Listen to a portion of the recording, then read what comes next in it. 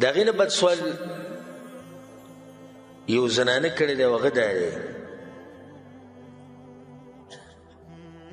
چې یو سړی د ښځې سره زنا وکړي والعیاذ بالله، آیا دا سړی بیا څه وخت بعد د دې ښځې د مور یا د لور سره نکاح کولی شي او که نه؟ جواب د دې مسلې دا دی وبالله التوفیق.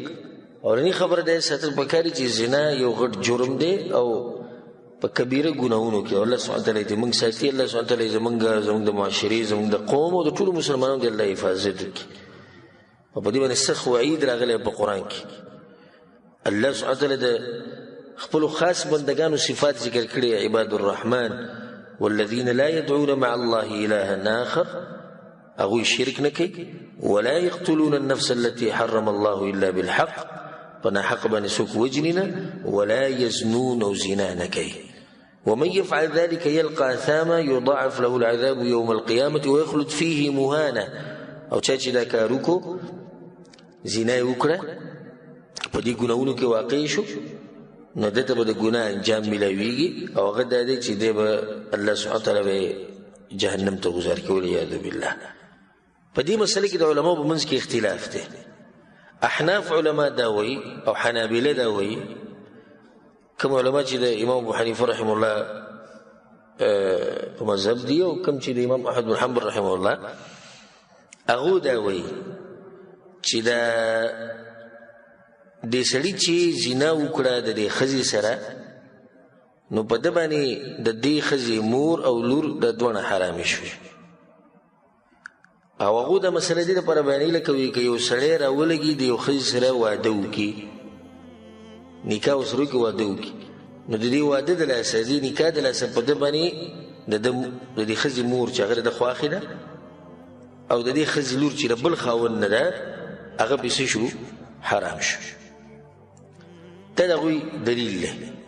دویم قول هغه د مالکیانو او د شافعیانو دی، کوم چې امام شافعي رحمه الله په مذهب دی، کوم چې امام مالک رحمه الله هغو دا وایي چې نه ده حرامه ده لپاره، ځکه چې د زنا کړې ده او په زنا سره نسبونه نه ثابتېږي. او الله سبحانه وتعالی چې کومې زنانه ذکر کړي چې دا په تاسو باندې حرامي دي، نو هغه یا د نسب د لاسه حرامي دي، یا د رضاعت د لاسه حرامي دي، یا د پاک نکاح جایز نکاح د لاسه حرامي دي. یو سړی د ښځې سره واده وکړي، نکاح وکړي په شرعي طریقې سره، او یو سړی د ښځې سره زنا کوي، کوم ځای کې دا دواړه یو شان دي، نو په دې سره حرمت نه ثابتېږي.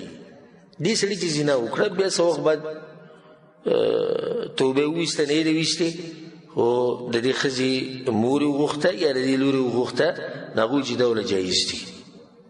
او صحیح خبر هم د دوی ده، ځکه شیخ ابن عثیمین رحمه الله دا مسله بیانوي په یو کتاب کې، نو بیا وایي وهذا من غرائب العلم ان يجعل السفاح كالنکاح. وی ناشنا علم دی او ناشنا مسله بیانه شوې ده چې نکاح او زنا دي یو شان شي. ځکه شیخ رحمه الله بیا وایي وهو من اضعف الاقوال، دا کمزور قول له انتهایی، کم چې د حنابلو دی او کم چې د احنافو دی. او صحیح قول د مالکیانو دی او صحیح قول د شافعیانو دی چې د هغوی سره دلیل په دې باندې مضبوط دی.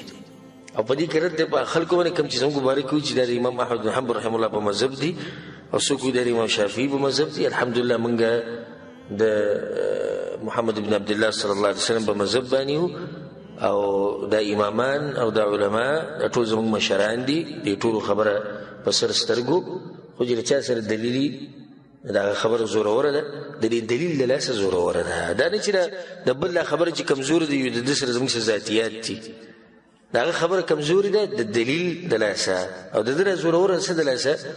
د دلیل د لاسه. والله اعلم.